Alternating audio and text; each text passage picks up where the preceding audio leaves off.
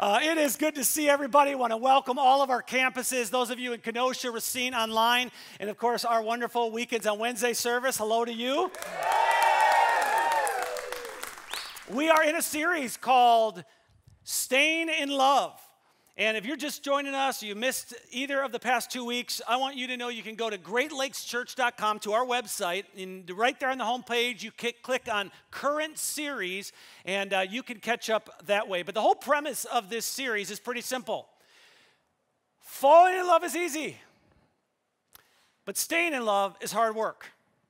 In the last couple weeks, we've talked about why it's hard work, right? Number one, we don't have a whole lot of examples to look to in our life of people who stayed together for the long haul and they were in love the whole time, like long-term love. So that's one of the reasons it's hard work. Another reason it's hard work is because all of us come into a relationship lacking something emotionally, and so naturally we look to our partner to complete us and fulfill us, and if they don't do that, it gets really, really frustrating. And we start to wonder, is this really the right person for me? Another reason that staying in love is hard work is because our culture makes it difficult. And it's not that culture wants relationships to fall apart, but there's so much emphasis that's placed on our emotions that if we ever get to a point in a relationship where it's an extended season of I'm just not happy, then again, it's just easy to say, well, I'm going to find the person who makes me happy. And then another reason it's difficult to stay in love for the long haul is because people change. Right?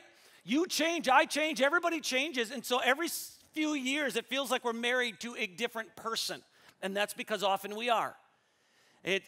Life has a way, the stresses, the difficulties, the challenges, the complexities of life, it has a way of changing us.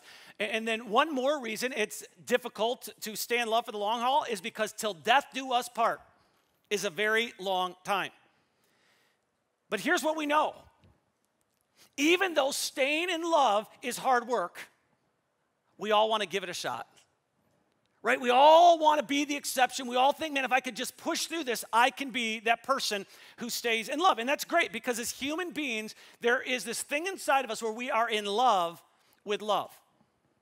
The songs that top the charts in our country are almost all about love. The blockbuster movies often have this theme of love. The topics that seem to dominate most of the magazines, the best and most popular magazines in this country are love, right? Some of the best-selling books have a theme of love. We love love, which is why when we see a couple fall in love and then eventually the day comes where, there's an engagement that happens, it's a really big deal. And because of social media, there is this unspoken competition that often happens when a couple gets engaged. Right? It's the whole idea, the whole game is who can be the most creative and the most romantic in their proposal. But here's what we know. Not everybody plays that game. Right? There are some couples that they're just like, man, we just want to have fun. Like this couple, here are their engagement pictures. She's wearing mom jeans. They've got clashing outfits. This is their engagement photos. I love that, man. You can tell these are the kind of couple you just want to hang out with. And as much as we love love, at this time of year, I know it's difficult for people who are single sometimes, not in every case certainly, but sometimes for people to who are not in a relationship to just kind of feel left out around Valentine's Day. But it's all an attitude, right? I saw one lady who, she responded to not having a boyfriend by posting a bunch of pics on social media with her and her imaginary boyfriend. All right, so here's one of her pictures that she creates. Yes, I will do it. And then she has like this whole storyline. Then she puts on the ring, and she has to show everybody her ring. And then the obligatory couples photo. I love that, right? It's just, she's having fun with it. Well, there is something very neat and very special about two individuals coming together to create something new. By the way, this is my engagement picture with my wife years ago. Right? We're just little kids sitting there. And I've said this before. I love when hearing about couples who get engaged, I love officiating wedding ceremonies. And it's because I get to stand with a couple witnessing something being created. It's like this new family is being born. Right? So I'm kind of like this midwife, except for without the screaming and the blood and all that kind of stuff. But love is just a fascinating topic. And I say that because regardless of the statistics and the horror stories and the endless list of scandals, and all the different things that seem to paint marriage in a bad light, there's still a whole lot of people that get married. And the obvious question is why? Why do we continue torturing ourselves with this outdated custom that shackles two people together for their entire life until one of them is standing over the grave of the other person? I mean, come on, monogamy, let's just be realistic. It doesn't seem like it's even all that possible in 2019. There isn't another institution, there's not another organization that has caused so much pain and so much heartache as marriage, as giving your heart to another person only to have the whole relationship fall apart. So why do we do it? Now, in many ancient cultures, the reason they did it was they wanted to have babies. They wanted to be strategic in creating an alliance between families. Sometimes it was a power play. It was for political purposes. It was to gain financially. Of course, today it's about mutual attraction and emotional connectedness and sexual fulfillment. But regardless of what century we want to focus in on, I think what King Solomon of Israel wrote 3,000 years ago is a great explanation as to why people get married. Here's what Solomon writes. He says, 2 people are better off than one, for they can help each other succeed. 2 people are better off than one. Now, to be clear, Solomon is not dissing singles. All right? Jesus was single. John the Baptist was single. Jeremiah the prophet, single. John the Baptist, single. Angelina Jolie is single. All right? There's nothing wrong with being single. And what Solomon is saying when he writes this is that generally speaking, it is better to do life with another person than it is to do it alone. Even if we're just talking about friendships. Because when we have another person in our life, there's strength, there's support, there's encouragement. And most of the time when we have another person in our life, on a regular basis, right, a partner, we mature because 2 perspectives and 2 ways of thinking are often better than just one way of thinking. And this is why people get married, right? Because in our hearts, we do believe that 2 are better than 1. And so we have a ceremony and we exchange vows. But then after the ceremony, we're stuck with this challenge. We've got to spend the next 30 or 40 years trying to live out the promises and commitments we made in the first 30 or 40 minutes. And that would be easy, right? If life was static, if it was just consistent all the time, if it was predictable, that would be easy. But as we've said the last couple of weeks, life is not static. Life changes. It's unpredictable. Rindy and I have been married for 22 years. And in those 22 years, I feel like I've been married to 4 different women. And that's no joke. Now, if you asked her, she'd probably say, I feel like I've been married to 16 different men with Dave. Right? He's all over the place. But like her likes have changed, her interests have changed. Rindy, when we got engaged, she used to love Precious Moments figurines. And so we got engaged, I bought her this. What a romancer, right? We got engaged, I bought her this, and she had all of these figurines. Today, this is the only one she has left. She's gotten rid of them all because she no longer collects these things, which is a good thing, all right? Rindy used to stay up super late. She used to like watching movies. She goes to bed early now. We go to bed like 9 o'clock, right? Rindy used to be super passive in our relationship, and so I pretty much could make all the decisions, and I was pretty much always in control. But our therapist had her read a book called Boundaries, and our relationship has never been the same. And no, I don't recommend it.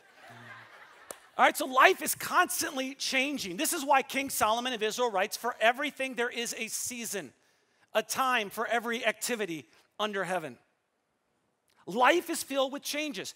And the changes that we go through in our relationships as couples and the way we respond to those changes bring about the different seasons in our relationship or in our marriage. Now, we talked about this before, so I don't want to spend all of our time here today. I just want to kind of do a quick review from previous series in which we've talked about this. But I want to remind you, every relationship has seasons. Some of the seasons, they arrive unexpectedly and they're totally out of the blue, but other seasons are seasons that came about because of the choices we made. Some seasons come and go quickly, while others linger on and on and on and on. Right? Some seasons are fun, they're exciting. Others are very challenging and difficult. And the frustrating thing about the seasons of our relationship is they're not predictable. Like, you don't always know when they're coming, and you don't always know how long they're going to stay. Now, if you haven't heard me talk about this before, I'm going to give you the quick summary of the seasons, but we're not going to dive into the details of them, all right? The season of winter. This is a season where things in the relationship are cold and detached. Every couple goes through this in their relationship. It's a harsh season. It's a bitter season. It's a season of hurt and anger and disappointment and frustration. And there's lots of things that can bring on winter. Abuse can bring on winter. Affairs can bring on winter. Stubbornness, just ongoing refusal to compromise or change, that can bring on winter. Overwhelming amount of financial stress or stress at work can often bring on winter. Unexpected loss can bring on winter. And winter is cold. So in a season of winter, critical words are spoken. Sex is this battlefield. Communication and arguing just seems to be normal, and you just fluctuate between silence and yelling. And if that's where your marriage is at today, if you're like in this season of winter, I want you to be hopeful. I know you feel like giving up. I know it feels hopeless. I've been there so many times in my relationship. I really have. But let me give you a statistic. This isn't like a nice feel-good thing. It's a straight-up statistic. It is a fact. Couples who rate themselves as unhappy in their relationship, if they stay together, 5 years later, 86% of those same couples rate themselves as happy. So they go, I'm unhappy, but we're sticking with it. 86% of the couples that stick with it 5 years later say they are happy. James, who is the half-brother of Jesus, he writes this. He says, dear brothers and sisters, when troubles of any kind come your way, consider it an opportunity for great joy. For you know that when your faith is tested, your endurance has a chance to grow. He says when we go through difficult times, it actually builds our character. And so we need to learn to be people who persevere and stay patient and continue even in difficult times. Now, I realize that there are moments, there are times when because of your emotional safety or physical safety, that it's time. But just know the vast majority of the time, perseverance through difficult times builds us. Another season of a relationship is spring. Ooh, this is the feel-good season. Things are new, they're tender. Not tender, but they're tender, right? Spring is the season of a relationship where we're just feeling romantic, right? This is when you don't ever want this season to go away. You're just feeling all these good things all the time. Everything's feels fresh, you're optimistic, you're dreaming about the future. Because everybody loves new. Right? We love new clothes and new homes and new cars. And so most newlyweds start off their marriage in the spring season. But the good news for all of us is even if you've been married for 10 years or 20 years or 30 years, you can still experience spring. Sometimes just a change of pace in life can bring about spring. You just feel new again. Sometimes sitting down and reprioritizing your life can bring about spring. Sometimes the changing of a job, you go from a job that's just crushing and it's miserable and it affects every area of your life. Well, then you switch jobs and it's life-giving. That can bring about the season of spring. Another season of marriage is summer, right? This is a season that is comfortable and committed. This is the season that I think ultimately we all dream of being in. You feel attached, supported, understood. And if your marriage is in a summer season, you know it. Because there's this deep sense of contentment and happiness and commitment and satisfaction. And both of you just feel very secure in one another. You may not be giddy all the time. You may not have the lovey-lovey emotions you want, but you're just committed to one another. And I think it's worth noting, nobody gets to summer on accident. You just don't show up one day and say, whoa, how did we get this? No, it's the result of a lot of intentionality. It's a result of planting a lot of seeds, and now you're seeing the flowers bloom and the grass is green. And so to help give you a little bit of clarity on what summer looks like, I want to take the next few minutes and I want to watch the video of a couple who is in that season in their relationship. Check this out.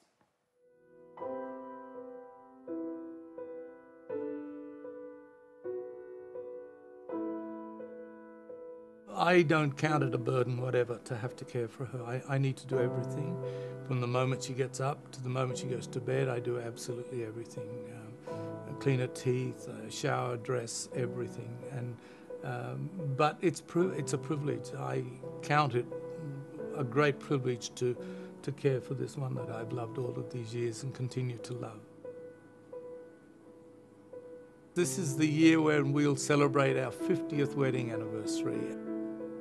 Our stories have been a lovely story. I first saw her when she was 8 years old, and her brother became my best friend. We grew up together, and as we grew up, yeah, she was there, and I knew that she used to stare at me when I was playing footy with her brother and another friend, and when we used to ride bikes, and she kept staring at me, but I wasn't interested. I was 17, she was 16. I saw her dolled up, dressed up, and she had an A-line dress on, and boom, it was gone. She was the one for me then, absolutely. When we first started dating, I used to ride my bike from where I lived to where she was, and that was about 5 kilometers on a Saturday afternoon, because it was the only chance we had to get together. And it was hair wash day for her, and she used a special cream in her hair for a shampoo, and I can still smell it because that smell was so particular, so nice. It was just absolutely special. We had a bike. I used to ride everywhere on my bike, and then Glad had a bike as well, and we put a baby chair on the front of her bike, and so we carried our babies around on the bike with her as well. So yeah, bike's been part of our lives, and I guess that has something to do with us now. Around about 2004-05, I began to notice that there were things going wrong. She was finally diagnosed with the horrible disease of Alzheimer's. Having lived overseas, I knew that with a bike you can do lots of things. So I had a bike made, a bike chair made. We take it to the beach and ride along beside the beach. And as we do that, we see lots of people. A lot of people come talk to us because it's a unique thing. Nobody else has got a bike chair quite like that one. I am determined to care for her every need, every need. You see, God has loved us so unconditionally. And I understand that God has put his love in my heart. And because I realize how much God has loved me, that's how I too can love my lovely wife. She has done so much for me over all of these years. Now she can't, but I can, and I can return her love. And it's a love that, well, to me, means I can do everything for her. She's my princess, I'm her William, and I wouldn't have it any other way. Would you have it any other way? No, not at all. We love each other. Everybody wants that kind of love, don't they? Yeah, yeah. We all want that, and the good news is we can have it. Because this has nothing to do with your financial situation. This has nothing to do with whether your kids are succeeding at school or whether or not you're successful at work. That's the result, the summer season, of hard work and prioritizing the relationship. Now, one more season that every relationship goes through is fall. And fall is a challenging season because there's uncertainty and change in fall. Right? The leaves are falling. This is a season where things may look good on the outside, but inside you're starting to feel a little bit of depletion. You're exhausted emotionally. You're stressed out. And so there's a lot of busyness that happens in the fall, right? When a bunch of challenges and stress is taking place, you're starting to feel disconnected and unappreciated. You certainly don't feel hatred. This isn't winter, but you feel disconnection taking place. And if you're not careful, the fall season will inevitably turn into winter. So you just need to recognize it and say, all right, what can we do in this season to make sure we don't get into winter? Now I'm going to say this one more time. I said it earlier. Every marriage goes through the different seasons. And they're not logical. It's not like you go from one to the other. But life is like this. So if you're in a season of winter, let me tell you, it doesn't stay forever if you fight for it, if you work hard at it. If you're in fall, and you just got to realize this is a season. If you're in summer, you need to be careful because summer's even a season. You say, man, we feel this commitment, this love, but man, you got to pay attention to it because marriage isn't simply about falling in love with each other. It is about staying in love for a lifetime. All right, so let me just illustrate it this way. My wife loves fires in the fireplace, okay? She loves them, so literally anytime it's 68 degrees or colder outside, she's got the fireplace going. And the cool thing for us is we're kind of spoiled because it's like a switch. She actually just has to turn a knob and the fire is going, which is probably a little offensive to those of you who you're like cavemen. You know, you got to go out and get the flint rock and you got to get the kindling wood, right? You got to go through the whole work and breathe some oxygen into there and get the fire going, and that's great. I personally, when I make fires, I'm in between there because I do my fires outside. I have a fire pit. And I am not exaggerating. I wish I had video of this because it may be hard to picture. But when I start fires, I actually have a propane tank, a regular size propane tank, and it is attached to a torch. And the torch is about that long. So literally, I stand above my outdoor fire pit, and I just, and I get it going. But here's the deal. Regardless of how you get your fire going, regardless of how the flame comes to be, here's what I can tell you. Once the fire is going, every 20 minutes or every 30 minutes, you've got to do what? You've got to add a log to the fire. And the reason you add a log to the fire is you want to keep it going. So you want your relationship to last a lifetime, you've got to consistently put logs into the fire. Now, we're going to spend the rest of the time today quickly walking through 5 ways. All right, we'll get out of here on time, but 5 ways that we can do this. 5 ways that, it doesn't matter what season you're in, 5 ways to enhance the season of marriage you're in. The first one is this: determine a foundation for your relationship. This is not something we ever really talk about, but it's just something we naturally do. Every relationship's built on something. It's built on emotions and feelings. It's built on fantasy and what we saw in some romantic movie that we want to have in our relationship. It's built on selfishness. It's built on sacrifice. It's built on it's built on love. It's built on forgiveness. But every relationship is built on something. Most relationships are built on consumerism. You adjust to me or I'm out. Make me happy, solve my problems, fulfill my needs, or I'm gone. And so my challenge to you, since every relationship is built on something, my challenge to you is that this would actually be a conversation with you and your partner, that you would find a way for God to be the foundation of your relationship. And of course, you would expect me to say that, right? And I know it's mystical sounding. I know that. How do you wrap your mind around that? Like, what does it mean to have God as the foundation of your relationship? It means that our relationship is going to be rooted in the character of God and who God is. It means, as a husband, I'm going to choose to treat my wife the way God has treated me. I know, it's not easy, right? This is why the Apostle Paul, in writing about marriage, says, husbands, love your wives just as Christ loved the church and gave himself up for her. Jesus is always active in showing love to us through his mercy and through his grace and his kindness and his compassion and his forgiveness. He's constantly looking at us in the midst of our flaws, in the midst of our brokenness, in the midst of our screw-ups, and he looks at us and he says, I see you as whole and complete. I see you as new. That is what it means to build a relationship with God as the foundation. It's to be able to look at our partner and say, I'm going to try to look past your flaws. I'm going to see you as new, just like God does to me. And my wife is amazing at this, because when we get into fights and it goes in the evening, I know some people say, never go to bed angry. Well, if that was the case, we'd be up all night long. So there are times that we just go to bed, and I'm telling you, 90% of the time when we wake up, this is what she says. She goes, today is a new day. Let's start over. I think I've said that once in my marriage, but she says it every time we're in our, she has this ability to just say, Dave, let's get past that. And when a relationship is founded on God, it means I'm going to treat my spouse in a way that is an act of worship to God. The way I love her, I'm going to view loving her as an expression of my love to God. That's why the big idea of this series is make love a verb. Love is something I do. It's active. It's helping, it's encouraging, it's believing the best, it's forgiving, it's serving.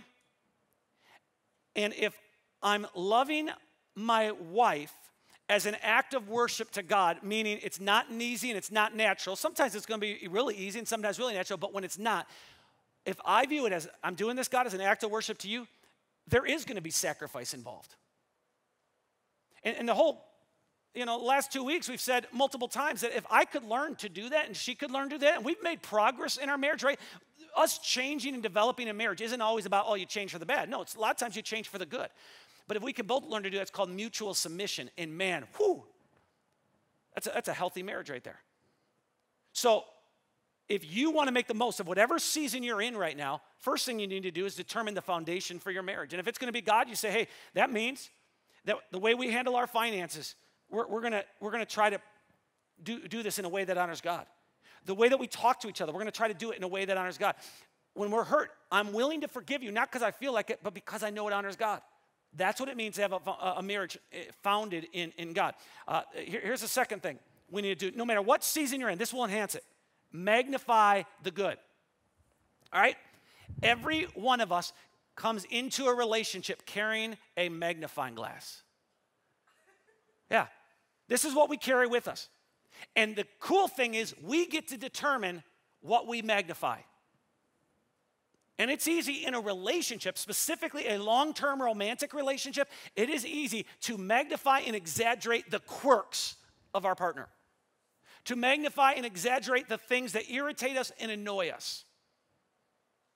It's just easy. I don't know what it is, right? My wife has an annoying habit.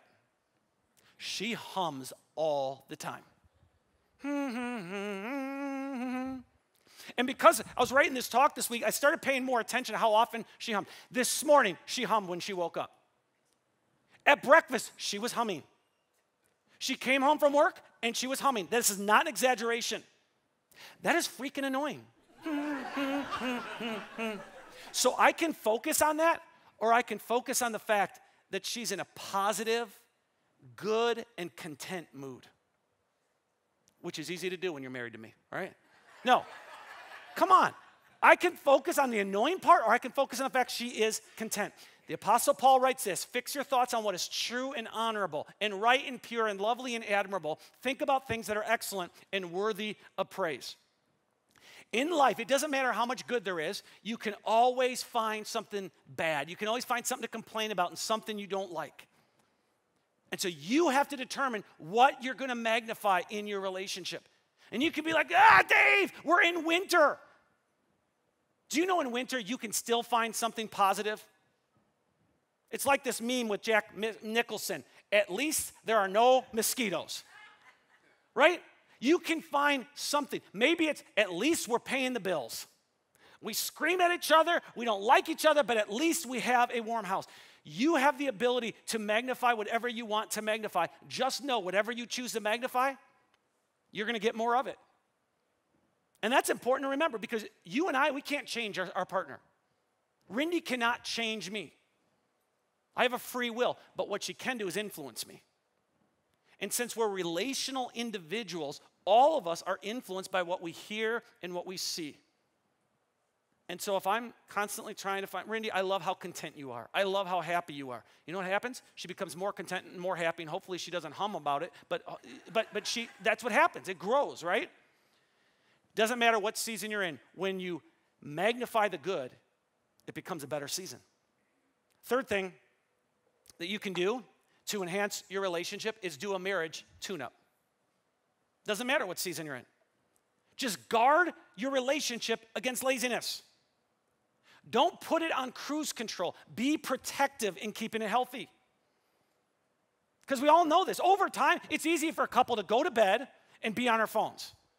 Right? And here's someone completely healthy, breathing next to you that you could have a great conversation with and connect with emotionally, but it's like, I get it, right? Before long, you're looking at like restored photos from World War II. And then you're stalking some guy you played baseball with in high school, and she's on Joanna Gaines' newsfeed, and it's just like, what is going on? And phones aren't bad, and don't throw them away, but I'm telling you, we got to be careful to not get lazy. We have to find ways to pursue one another. Maybe that means attend a marriage seminar. You can just Google search marriage seminars in the area and the reviews of them. You can do that. Maybe it's reading a marriage book together. Rindy and I, we listen to audiobooks on marriage together. We listen to marriage podcasts together. Maybe it's connecting and just walking into your fear, connecting with a marriage mentor. We saw a video earlier in the service on that. It's just saying, okay, I'm going to take the risk. I'm going to put marriage mentor on my connection card. I'm going to find out a little bit more of what that's about. You want to enhance the season of marriage, do a marriage tune-up. Number 4, find ways to connect emotionally. We live in a time period of history that is hyper-focused on image. The problem is relationships are all about vulnerability. And the more we want to project how awesome our life is and how amazing our life is and how we never do anything wrong, right? In reality, the more isolated and lonely we become. The fact is, you are a human being, and humans are fragile. Humans are anxious, they're nervous, they're afraid. Humans fail at things. And sometimes we start believing that we're the only one going through what we're going through, but I promise you, we're not. So we've got all these flaws and failures and weaknesses and struggles, but we live in a culture where it is unacceptable to be open about that. A few years ago, Brene Brown did a TED Talk. Brene's a brilliant sociologist, great mind. At the 10-minute mark of her talk, she starts to be open and vulnerable about her fears and her failures. And it obviously made a connection with people because more than 38 million people have seen the talk. It was like everybody was relieved to know that this person they thought was the superhuman actually had struggles. And I want you to know that whatever your struggles are, whatever your weaknesses, whatever your challenges, there are billions of people on this planet with those same things. And so if you want your relationship to last, you're going to have to find a way to let your guard down. Connect emotionally with your partner. And if you've never read a book or a book summary on the 5 love languages, I encourage you to do it. Because often we try to connect with our partner by doing something for them, but they just don't hear that because that's not their love language. So the 5 love languages, amazing book, but you could just get the summary if you do it. Maybe the way you connect emotionally is by praying with your partner. And that doesn't mean, oh, Heavenly Father, our Father who art in heaven, hallowed be thy name. No, sometimes just holding our hand and saying, Lord, help us today. Lord, thank you for my wife. Lord, thank you for my husband. Right? I realize it can be awkward praying with your partner if you do not do that regularly, but it doesn't take that much to connect emotionally. Maybe for you to connect emotionally, you have to listen to an audiobook or listen to a podcast that help you know how to communicate better. King Solomon of Israel, he writes an entire book on romance and this couple that are lovers. And it's a fascinating book. It's called Song of Solomon. But what's fascinating about it is even though it's like all this romance happening, he really focuses in on the emotional connection happening between these two lovers. So you've got this dude saying to his lover, he says to her, you are beautiful, my darling, beautiful beyond words. He says, your eyes are like doves behind your veil. Your hair falls in waves. He says, your teeth are as white as sheep, recently shorn and freshly washed. He says, I'm just so, you brush your teeth. That means a lot to me. I appreciate that. He says, your smile is flawless, each tooth matched with its twin. He says, you have all your teeth. So we know she's not a hockey player, and he's glad for that. He says, your lips are like scarlet ribbon. Your mouth is inviting. Your cheeks are like rosy pomegranates behind your veil. He says, your neck is as beautiful as the Tower of David, jeweled with the shields of 1,000 heroes. Hold on, I'm just gonna pause here, because he's gonna get into breath. So let me just tell you what your neck is this tower. He says it's a long neck. Some people might be turned off by that, but I find that attractive. I'm gonna find ways to buy jewelry and adore that. And I love your neck. And then he goes to, your breasts are like 2 fawns, twin fawns of a gazelle grazing among the lilies. He talks about her like she's a petting zoo. Now, how do you treat 2 little fawns? How do you approach 2 little deer? You don't run at them. You don't attack them. No, you approach them gently. So Solomon is saying, man, I want to connect with you. I value you. I love you. I'm going to make you comfortable until you're comfortable opening up with me. That leads us to the final way to enhance the relationship, and that is number 5, connect emotionally or physically. Ladies, I can't help it. I'm just all about emotions, right? So 5, connect physically. Most people who grow up in religious settings, they grow up hearing, sex is dirty, nasty, and gross. So save it for the one you love. Right? That's how most people who grow up in a church environment, but I want you to know that's not God's attitude towards sex. God put certain cells and parts on our body that exist only for pleasure. He is not anti-sex. He's not nervous about it. He doesn't make him blush. Listen, 90% of life is routine. It's going to work. It's making meals. It's running around. It's doing things for the kids. 90%. God gave us sex as a gift. It's like a break in the day. It brings our body and our soul together in a very unique way that is not experienced in other areas of life. And I mean that because I want you to think about this. Right? You break a part of your body, right? My daughter Caitlin, I think it was second grade, when she broke her arm rollerblading in our basement. Because she broke her arm, once it was healed, I want you to know she didn't struggle trying to connect with people. She didn't struggle with her self-worth. There was no residual effect of breaking her arm. She just went on with life. But if you've ever been around someone who's been sexually abused or raped or had sex with someone they wish they hadn't, you know they have very deep wounds. Often very difficult to connect with another person. Relationships can be painful because sex touches our soul in a way nothing else does, which is why very few things can be as beautiful or as painful as the pursuit of a healthy and intimate sex life. So Solomon spends his time trying to connect emotionally with his girl, but then he does go physical. He says, you are slender like a palm tree, and your breasts are like its clusters of fruit. I said, I will climb the palm tree and take hold of its fruit. This is not scripture you want to repeat to your wife, guys. The reason I did it is because I said I will climb the palm tree and take hold of its fruit. All right, moving on. He says, may your breasts be like grape clusters, and the fragrance of your breath like apples. May your kisses be as exciting as the best wine. He's saying, I want to connect with you. Sex brings pleasure, it brings oneness and comfort and closeness, regardless of what season you're in. Do your best to prioritize it. The Apostle Paul wrote, the husband should fulfill his wife's sexual needs, and the wife should fulfill her husband's needs. Let's pray. I'll just close with this thought. You want great sex? Find a way to treat your spouse in a way that honors God. Say, I'm going to choose to love you is an expression of my love to God. I'm going to serve you and honor you. If both of us can do that, that mutual submission, man, there will be great connection physically. Now, next week, we're going to wrap up this series, and I hope you hear. We're going to talk about something I don't know that we've ever talked about in a relationship series, and that is, what do you do when there's been deep hurt and there's been betrayal and it just feels like we can never get back together. And even if you're not there in your relationship, it's going to be worth being here because we all know people who are there. And so that's next week. 2 weeks from now, we're going to launch a brand new series that I'm excited about, worth bringing someone to, called Hero Maker. And all of us like to be a hero in life, but have you ever thought about what it looks like to be a hero maker? That's 2 weeks from now. Let's go ahead and stand, and I'm going to pray. Heavenly Father, we thank you for relationships. Regardless of what season the relationships represented today are in, I pray, give us the wisdom to enhance it and make the most of it. And then give us the courage to do it. In Jesus' name, amen.